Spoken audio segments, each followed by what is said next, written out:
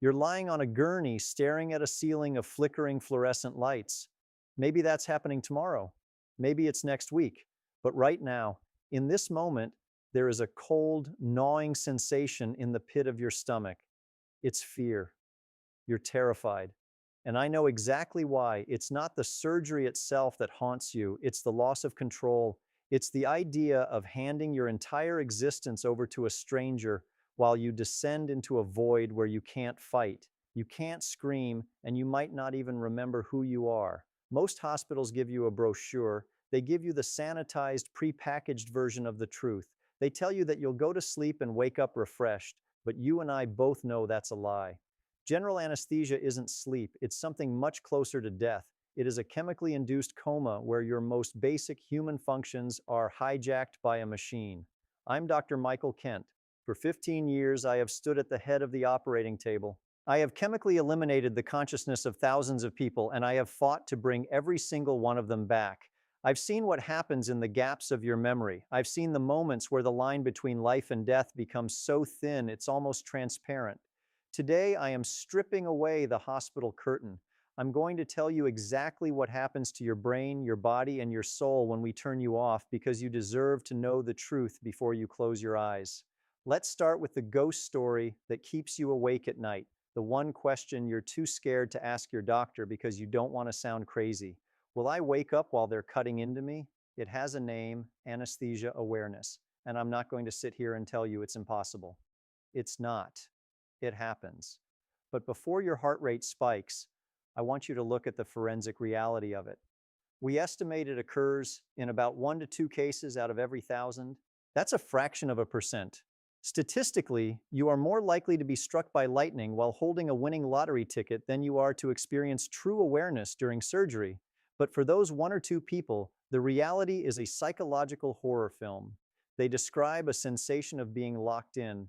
They can hear the clinking of the surgical steel. They can hear the surgeons talking about their weekend plans or complaining about the hospital coffee. They can feel the pressure and sometimes the searing heat of the blade, but they are paralyzed. The drugs we use to keep your muscles still prevent you from so much as fluttering an eyelid.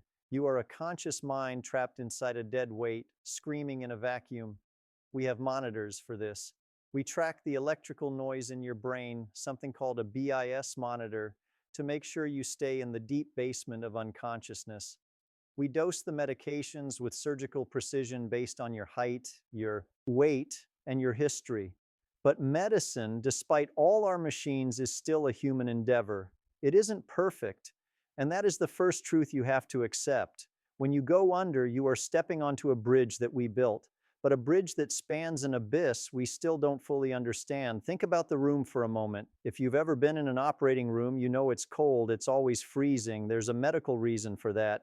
Bacteria don't thrive in the cold, and the surgeons under those heavy gowns and hot lights need to stay sharp. But for you shivering on that thin mattress, the cold feels like a warning. I'm standing right there at the head of your bed. I've read your chart. I know about your grandmother's heart condition. I know about that allergy to penicillin you had when you were 6. I know your fears because I can see them in the way your pupils dilate when the nurse starts the IV. I'm about to perform an act that is both miraculous and frankly terrifying. I am going to chemically manipulate the very thing that makes you you, your consciousness, that spark of awareness that allows you to love, to remember, and to exist. I'm going to flip the switch, but it's not a simple toggle. It's a carefully orchestrated chemical symphony. It starts with the pymamed. Usually it's a drug called midazolam. You might know it as VERS. It's a bzoypine, a cousin to Valium, but much more aggressive. Within seconds of it hitting your vein, the world starts to soften, the sharp edges of the room blur, your anxiety doesn't just lessen, it evaporates. But here is the unsettling part that we don't usually emphasize. Midazolam causes anteror amnesia. This means your brain effectively stops recording. You might still be talking to me, you might even tell me a joke or ask a question about the surgery. The nurses might laugh, you'll feel perfectly fine, but 10 minutes later, that version of you will be gone forever. You won't remember the joking. You won't remember being rolled into the O. Your brain simply stops writing the story of your life while you're still awake to live it. Then comes the induction. This is the moment of no return. I'll tell you to take some deep breaths of pure oxygen through a plastic mask. It tastes like nothing. Maybe a hint of medical grade plastic. We call this pre-oxygenating. We are saturating your blood with every molecule of oxygen we can find because in about 60 seconds, you are going to stop breathing. Your lungs will go still. Your diaphragm will quit. And I need to buy myself enough time to take over for you. Then I reach for the syringe of propofol. If you've seen it, you know it looks strange. It's not clear like water. It's a thick, opaque white liquid. In the medical world, we call it the milk of amnesia. It is the most powerful tool in my kit. As I begin to push that white fluid into your IV, I'll tell you to count backward from 10. Most people don't make it to 7. As the propofol travels up your arm, you might feel a sudden intense burning. It feels like your vein is on fire. That's normal. The drug is highly alkaline. It's literally irritating the pain receptors in your blood vessels as it rushes toward your heart. But you won't care about the pain for long, because when propofol hits your brain, the world doesn't fade out. It snaps shut. 8 seconds, 10 seconds, that's all it takes. Your eyes roll back into your head. Your jaw goes slack. Your body becomes a heavy, lifeless weight on the table. But your body doesn't go quietly. There is a window, a terrifying 5-second gap between the moment your mind vanishes and the moment the paralytics freeze your limbs. We call it the excitement phase. Your brainstem sensing a total loss of cortical control panics. It's a biological rebellion. Your heart rate might double. Your blood pressure might skyrocket as your adrenal glands dump a final useless surge of fight or flight energy into a system that can no longer fight. I see it in your fingers. They twitch, grasping at the air as if trying to catch the last threads of reality. Your chest heaves in a jagged, irregular rhythm, a desperate attempt to pull in one more breath of the world you're leaving behind. It's the most honest moment of the entire process. It's the animal inside you, realizing the cage door has been locked from the outside. I stand there, my hand on your shoulder, watching the monitors scream in digital protest until the chemistry finally wins and the silence takes over. It's a silence so absolute it feels heavy. The monitors level out, the rebellion is crushed, and that's when the real work begins. In that moment, for all intents and purposes, you have entered a state that is biologically indistinguishable from death, save for the fact that I am standing there refusing to let you go. Now you're under, you're gone. And this is the part where most doctors would start quoting textbooks and explaining the pharmacology of GABA receptors. But I'm going to tell you something that usually stays behind the closed doors of a medical conference. We don't actually know how anesthesia works. Think about that for a second. We have been doing this for over 150 years. We have put millions upon millions of people into this state. But the actual mechanism, the physical how of how a chemical can turn off a human soul is still a mystery. We know what it does. We can see the effects on a brain scan. We see the lights go out, but we don't know exactly how the bulb is being unscrewed. The leading theory is something called fragmentation. Imagine your brain as a massive, bustling city. The prefrontal cortex is the town hall where decisions are made. The thalamus is the central train station routing information from your eyes, your ears, and your skin to the rest of the city. When I give you those drugs, I am essentially cutting the power lines between the neighborhoods. The city is still there. The buildings are still standing. The individual neurons are still firing. There is still electrical activity, but they can't talk to each other. Without communication, there is no whole. And without the whole, there is no you. Your brain stops integrating information. Your eyes might be closed, but even if I force them open, your brain wouldn't know what it was seeing because the seeing part of the brain can't talk to the understanding part of the brain. You become a collection of isolated islands of neural activity drifting in a dark sea. You aren't sleeping. You are fragmented. You are statistically, chemically non-existent. Time under anesthesia doesn't just stop, it warps. In the outside world, the surgeons might be struggling with a bleeder for 40 minutes. The air in the room thick with the smell of cauterized flesh and the rhythmic beep-beep of the pulse oximeter. But for you, those 40 minutes are compressed into a singular, non-existent point. You are inhabiting a surgical limbo. Think of it like a skip in a digital file. There is no blackness because blackness requires a mind to perceive it. There is no quiet because quiet requires ears to hear the absence of sound. You aren't just in the dark, you are the dark. It is a profound cosmic isolation. When patients ask me if they were dreaming, I often tell them that dreams are too busy for general anesthesia. Dreams require the brain to play with memories. But here, I've unplugged the projector. You are the empty screen. You are the space between the stars. It is the only time in your entire life from birth to the grave where your ego is completely, legally, and biologically deleted. You are a ghost inhabiting a machine waiting for a spark to be let back in. But while your mind is fragmented, your body is still there on the table. And because I've just chemically shut down your brain's ability to send signals, your body has forgotten how to stay alive. The moment you lose consciousness, your tongue relaxes. It falls back against the throat, blocking the airway.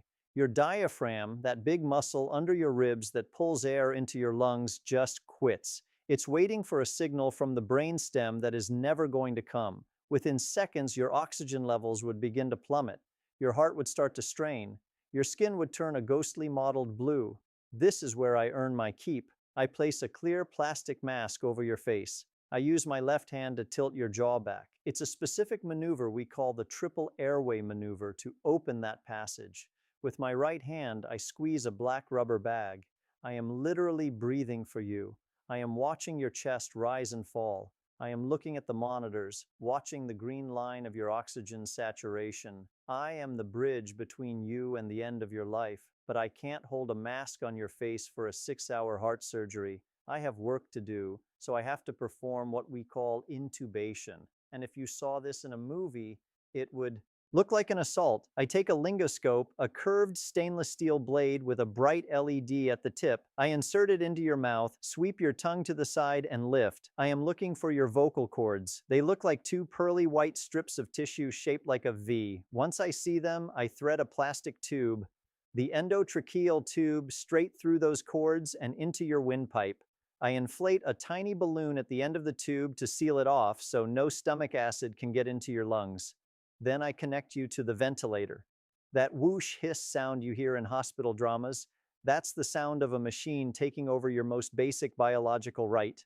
The machine is now your lungs. It decides how deep you breathe, how fast you breathe, and how much carbon dioxide stays in your blood. You have been completely bypassed. But being unconscious isn't enough for a surgeon. If a surgeon is working near your spine or inside your abdomen, they need your muscles to be as limp as wet.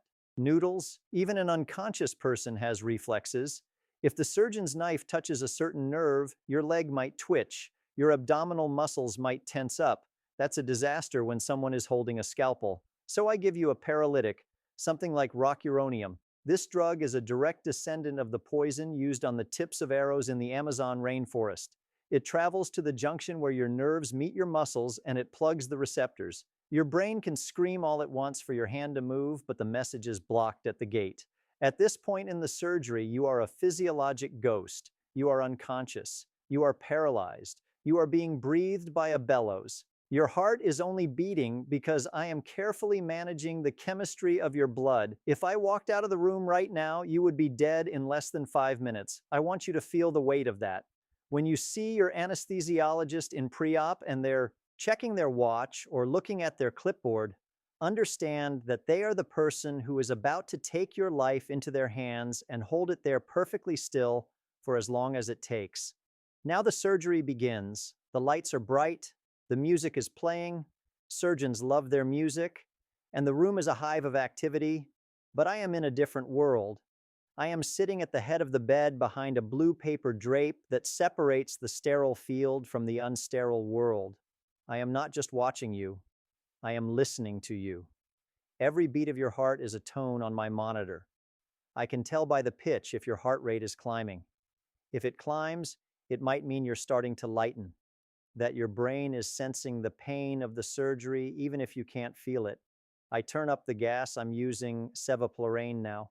It's a potent anesthetic gas that you're breathing through that tube. It has a sweet chemically smell like a cross between ether and floor wax. But anesthesia is a vasodilator. It relaxes your blood vessels. Imagine your circulatory system is a series of pipes. Anesthesia makes those pipes twice as wide.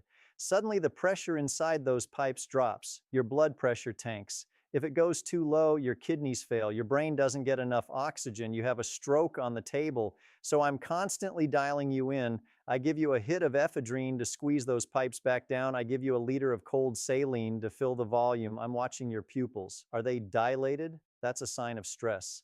I'm checking your skin temperature. Are you getting too cold? I turn up the forced air warming blanket draped over your legs. I am performing thousands of micro calculations every minute. I am the silent pilot of a plane that is currently in a controlled dive. My job is to make sure the plane never hits the ground and that the passengers, you never even know we were in the air, while the surgeons are closing the last layer of your skin and I am beginning to prepare for your return. We have to talk about the question that haunts the corridors of every anesthesia department in the world. Where were you? For most of you, the answer is nowhere. You closed your eyes in the induction room and you opened them in the recovery ward. The intervening 4, 6, or 8 hours simply do not exist. It isn't like sleep where you have a vague sense of time passing or the lingering shadow of a dream. It is a literal skip in the record of your life.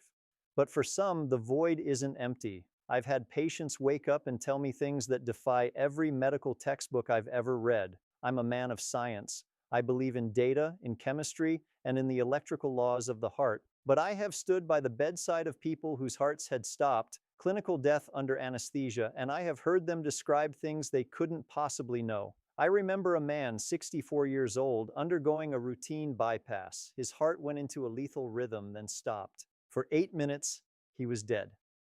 We were doing chest compressions that were breaking his ribs. I was slamming epinephrine into his central line. We shocked him 3 times. Finally, the line on the monitor danced back to life. When he woke up in the ICU 2 days later, he didn't talk about the pain in his chest. He looked at me and said, "I saw my father. He was standing in a place that smelled like rain and cedar. He told me I was early. Skeptics, and I am often one of them, will tell you that this is hypoxia. They'll say the dying brain, starved of oxygen, fires off a final burst of neurochemistry that creates comforting hallucinations. They call it the DMT dump. But then you talk to the patients who describe the surgical instruments we used or the specific conversation the nurses had while they were dead. What happens to consciousness when the brain is fragmented? Does it stay in the body or does it drift? I don't have the answer. And that mystery is what keeps me sharp. Every time I put someone under, I am reminded that I am messing with the most profound mystery in the universe. I am turning off the lights in a house and hoping the resident stays inside. Now the surgery is over, the drapes are coming down, the surgeon is walking out to talk to your family. But for me, the most dangerous part of the flight is the landing. We call it emergence. I turn off the SEO-fluorane gas. I stop the propol drip. Now I am waiting for your body to metabolize the chemicals. I am watching the monitors like a hawk. Your brain activity begins to rise on the EEG. Those flat, suppressed lines start to jitter and spike. You are coming back from the abyss, but you are still paralyzed. And you still have a plastic tube shoved down your windpipe. This is the critical window. I need you to wake up enough to breathe on your own, but I can't take the tube out until I'm sure you won't vomit and inhale it into your lungs. A complication called aspiration that can be fatal. I'm watching for the signs of life, a twitch of a finger, a grimace. I'll lean in close to your ear and say, "Michael, the surgery is over. Open your eyes. Squeeze my hand." In that moment, you are in a state of emergence delirium. You are half animal, half human. Some people wake up fighting, they thrash, they try to pull the tube out, their heart rate spikes to 140. Others wake up weeping, overwhelmed by a primitive sadness they can't explain. I reach for the reversal agents, Sugamadex or neoigmine. These drugs are the chemical key that unlocks the paralysis. Within seconds, your muscles wake up. You take your first independent breath. It's a ragged, gasping sound. You cough, you gag. It feels like you're choking because you are. I deflate the balloon on the tube and pull it out in one smooth motion. You won't remember this. The amnesia from the mausoleum is still protecting you. But for those few seconds, you are fighting for your life, and I am the only one holding on to you. We wheel you into the PACU, the post-anesthesia care unit. You're shivering. That's the anesthesia shakes. Your body is trying to regain the heat it lost in that cold room. You're confused. You'll ask the nurse the same question 10 times. Is it over? Did it go okay? And the nurse will smile and answer you 10 times because she knows your brain is still rebooting. Like an old computer, your memory files are being reloaded one by one. But even as the fog clears, something has changed. You have just survived a trip to the edge of existence. You have been turned off and turned back on. And then there is the anesthesia hangover. But I'm not talking about the nausea or the sore throat. I'm talking about the emotional displacement. For hours or even days after you wake up, you might feel thin, transparent. You might find yourself staring at a sunset or a loved one's face and feeling a strange, hollow sense of mourning. This is the post-op ghosting. Your brain has rebooted, yes, but the software is glitchy. The chemicals are still leaching out of your fat cells, whispering to your neurons that the void is still there, just an inch away. You've touched the wall of the afterlife and come back, and your subconscious knows it. It's why some people cry for no reason in the recovery room. It's not pain, it's the sheer overwhelming shock of existing again. You are relearning how to be a person. You are reintegrating the you that I shattered on that cold table. It takes time for the pieces to fit back together perfectly. Don't rush it. Respect the fact that you've been somewhere most people never visit until it's permanent. People ask me why I do this, why I spend my life in a windowless room, staring at green lines on a screen, taking on the stress of holding 1,000 lives in my hands every year.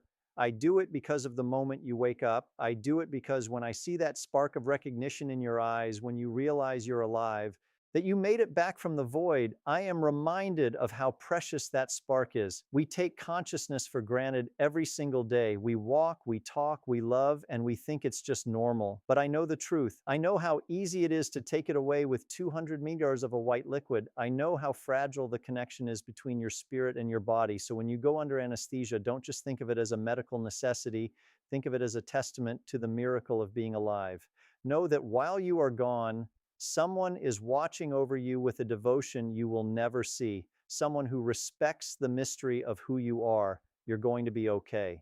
We've done this thousands of times. We've built the bridge. We've mastered the chemistry. And when the surgery is over and the lights are bright again, I'll be the first person there to welcome you back to the world. If you have a surgery coming up, or if you've ever had a strange experience while under anesthesia, a dream, a vision, or a feeling you can't explain, leave a comment below. We need to talk about these things. We need to bridge the gap between the sanitized brochures and the forensic reality of the operating room. I'm Dr. Michael Kent. Thank you for trusting me with the truth. I'll see you when you wake.